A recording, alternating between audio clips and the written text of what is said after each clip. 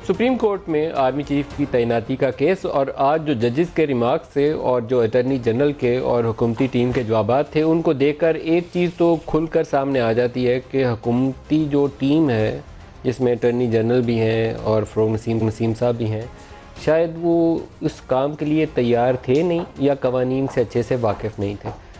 2-3 issues जिसके ऊपर सारा दिन प्रोसीडिंग चली, कोर्ट ने हर एंगल से उसके ऊपर सवाल करके पूछा, लेकिन उसका अटर्नी जनरल से तसल्ली बख्श जवाब नहीं आ सका। और मामला तो लगता ये था कि एक बंद गली में पहुंच के शाम तक जो प्रोसीडिंग्स थी एक बंद गली तक ले आई हैं, जहां वापसी वाला रास्ता किसी एक फरीक के पास भी नहीं है। कोर्ट ने जाते जाते एक रायत ये दी है कि कल इसके जवाब अगर ले आते हैं तो फिर हम आगे देखेंगे कि क्या करना है। और जो ऑब्जर्वेशन थी वो ऑब्जर्वेशन बहुत ही डाढ़ी किस्म की ऑब्जर्वेशन थी। उन्होंने कहा कि आइन की पासदारी का हल्फ उठा रखा है, अगर कुछ खिलाफ कानून आया तो उसे कालअदम करार देना पड़ेगा। और ये रिमार्क्स हैं अटर्नी जनरल के लिए हैं कि आप तैयारी करके कल आइए। और 3 इशूज़ जिसके ऊपर उन्होंने जवाबात मांगे, सारा दिन सारी प्रोसीडिंग इन 3 इशूज़ के इर्द गिर्द घूमती है। पहला इशू था तकर्री की कानूनी हैसियत क्या है। बार बार वो पूछते रहे कि कौन सा लॉ है, वो लॉ बताएं, कॉन्स्टिट्यूशनल प्रोविजन कौन सी है, आर्मी एक्ट में कहाँ ये लिखा हुआ है, नीचे जो रेगुलेशंस बने हुए हैं वहाँ कहाँ लिखा हुआ है, रूल्स में, रेगुलेशंस में, कहीं वजाहत से हमें बताएं। उसके ऊपर कभी दाएं से कभी बाएं से वो, लेकिन जवाब नहीं आया तसल्ली बख्श।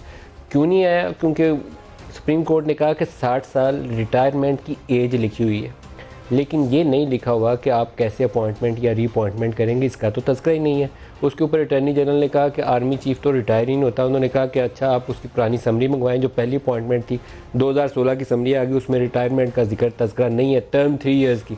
तो उन्होंने पूछा कि आप फिर रिटायर क्यों कर रहे हैं? तो उन्होंने कहा कि पहले रिटायर कर रहे हैं ताकि रीअपॉइंटमेंट कर लें। उन्होंने कहा कि रिटायर होना कब है? उन्होंने कहा 28 को। उन्होंने कहा अभी तो आपने कहा था कि रिटायर होता ही नहीं है, आर्मी चीफ तो हमेशा रहता है इन सर्विस, तो फिर रिटायर कैसे होंगे? उन्होंने कहा ये कन्वेंशन है, एक रिवायत है। उन्होंने कहा जब स्पेसिफिक लॉ मौजूद हैं तो फिर रिवायत का तज़किरा आप क्यों कर रहे हैं? उसका भी जवाब नहीं आया। तो ये एक ऐसा गोल चक्कर था जिसमें सारा दिन कोर्ट सवाल करती रही और बड़े डायरेक्ट स्पेसिफिक क्वेश्चन थे जिसका जवाब मांगा जाता रहा और वो स्पेसिफिक आंसर्स आगे से नहीं आए। और उन अगर मैं तफसीलात में चले जाऊँ तो एक और इंटरेस्टिंग चीज़ है जिसका मैं हाईलाइट कर दूँ फिर आगे चलता हूँ कि 3 समरीज अदालत ने कहा कि मूव की गई जनरल बाजवा साहब की इस मौजूदा एक्सटेंशन वाले मामले के अंदर।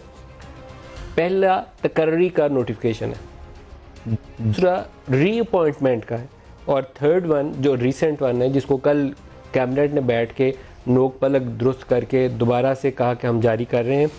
उसके अंदर प्राइम मिनिस्टर ने रीअपॉइंटमेंट के लिए भेजा लेकिन नोटिफाई फॉर एक्सटेंशन हुआ।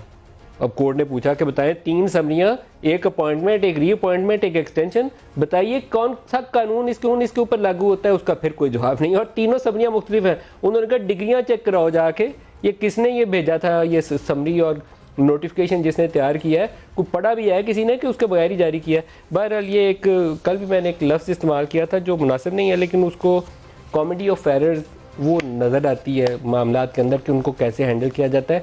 आम तौर पर ऐसा होना चाहिए लेकिन इसी तरीके से हैंडल किया जा रहा है। उन्होंने कहा कि आप इस तरीके से आर्मी चीफ की अपॉइंटमेंट को हैंडल कर रहे हैं, कोई असिस्टेंट कमिश्नर की अपॉइंटमेंट ऐसे नहीं होती। बड़े सख्त रिमार्क्स है कि आपने तो शटल कॉक बनाया हुआ है आर्मी चीफ को मुल्क का फ़ौज का सरबराह है, आप उसकी अपॉइंटमेंट को ऐसे डील करें? कोई जवाब नहीं है।